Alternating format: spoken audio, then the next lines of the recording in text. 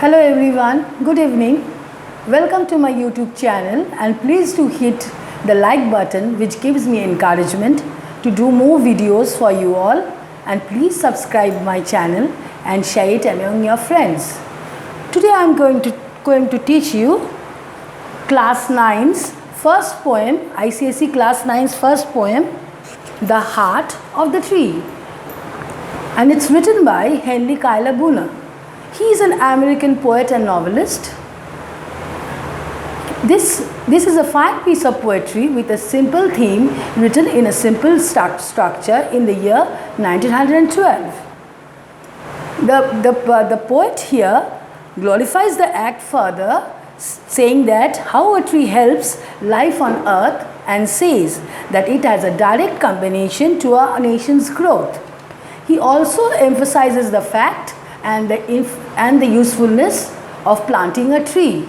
So I am going to now read the first stanza of the poem, The Heart of the Tree, and then I am going to summarize to you. What does he plant who plants a tree? He plants a friend of sun and sky. He plants the flag of breezes fire, breezes free, the shaft of beauty towering high.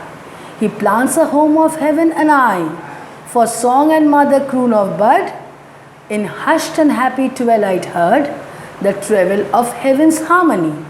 These things he plants who plants a tree.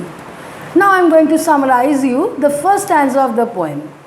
The poem here opens here with a refrain which asks, what does he do who plants a tree? And that sets the tone for the entire poem. We instantly realize that the poet is going to explain the usefulness of planting a tree. However, the poet himself answers himself by stating that the man plants a friend of sun and sky by planting a tree. A plant always grows upwards and aims to reach the sun and the sky. On the other way, the plants also reduce the temperature and gives us oxygen by which we can survive. So as if it is the sun and the sky that gets a new friend in a tree. Secondly, the tree needs sunlight and air to survive.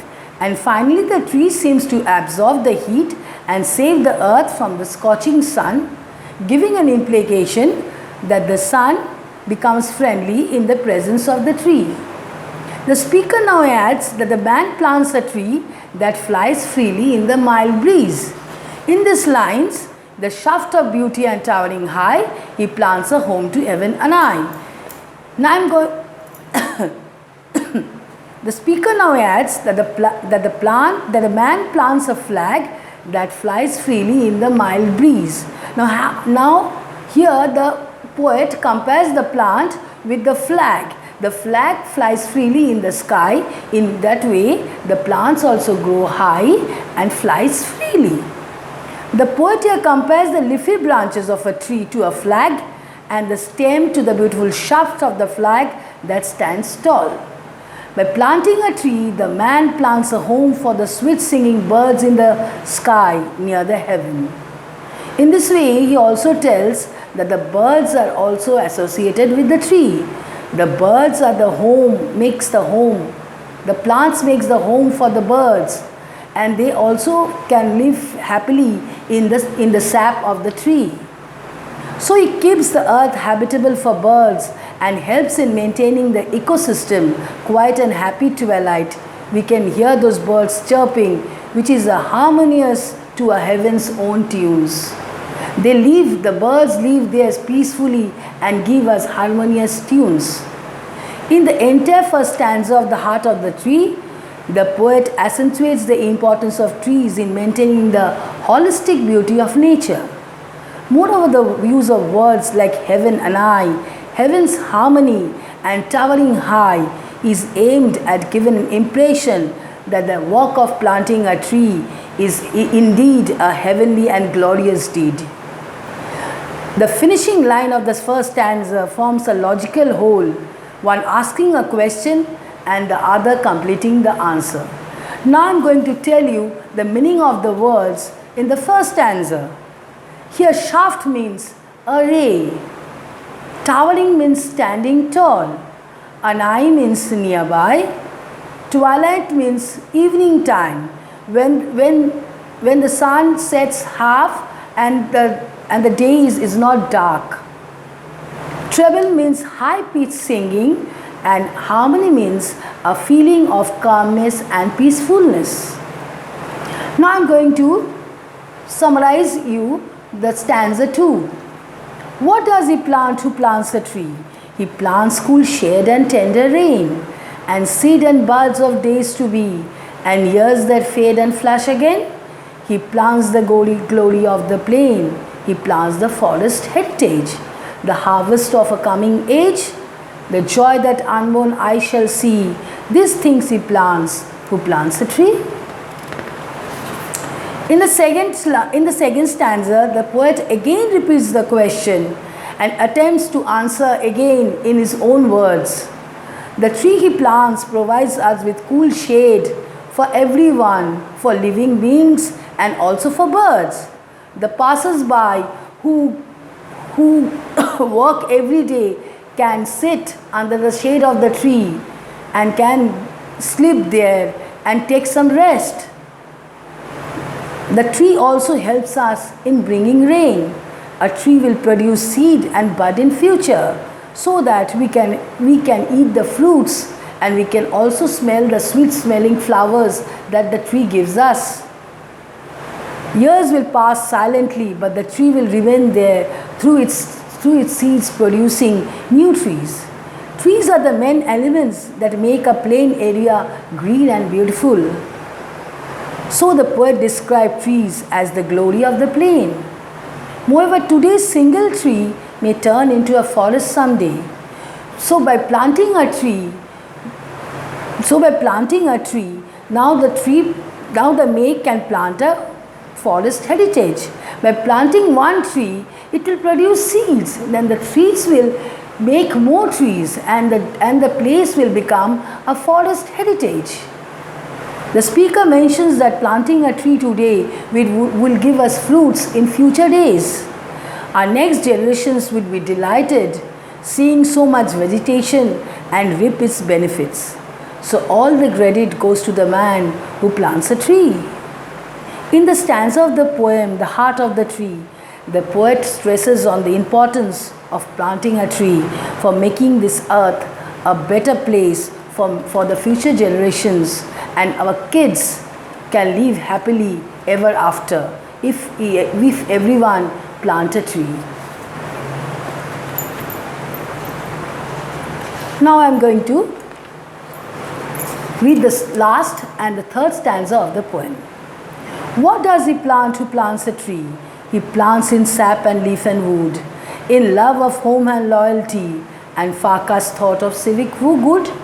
His blessings on the neighborhood, who in the hollow of his hand holds all the great of our land. Again here, the poet asks the same question, that what does he do who plants a tree? By planting a tree, the man shows his love and loyalty for the earth, which is his home. Where does a man live? His sense of civic beauty and his blessings on the neighborhood. So the poet emphasizes the fact that everyone should plant a tree so that his home could be a better place to live in on the earth. All these are reflected in the sap and leaf and wood. By planting a tree, the man directly or indirectly contributes to the nation's growth. When a tree is planted, it sets in motion the progress of a nation from sea to sea. And all this starts from the progressive thought in the man's heart who plants a tree. The capitalization in his indicates the word his is written in capital letters. So the capitalization in his indicates that the man who plants a tree is all powerful and he is the destiny maker of a nation.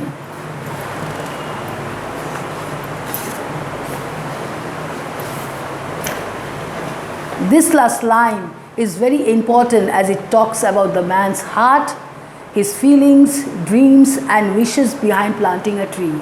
A man plants a tree with the fact that he will get flowers and the flowers will bear fruits and the fruits will enhance the man's taste and greed for eating. This also leads to the poem's title, The Heart of the Tree. Thus the poet Henry Cuyler Bunner ends up composing an uncommon piece of poetry in the heart of the tree out of a common and cliché topic, the usefulness of planting a tree. Now I am going to tell you about the rhythm of the poem. The rhythm is amazing. The rhyme scheme is ABA, BB, CCAA for each stanza. This is a slightly deviation from the celebrated Spencerian stanza, a 9-line stanza with the scheme ABA, BB, CB, CC. The language is simple and wordings make the poem more expressive and obviously musical and attractive. Now I am to tell you about the figures of speech, the literary devices that are present in the heart of the tree. I am giving you 5 seconds, but please take a click shot and save it for your future benefit.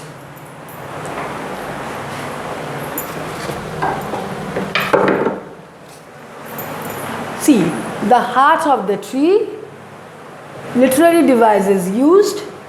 First is metaphor, the heart of the tree, unborn eyes. The next is personification, who is in the hollow of his hand. And the next is alteration, fade and flush, sun and sky, he plants a home to heaven high.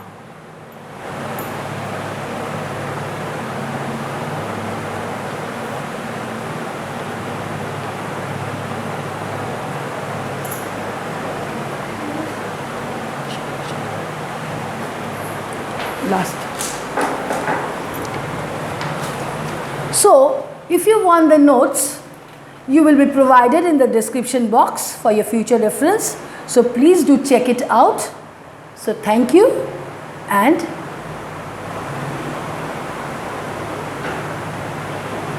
bye-bye.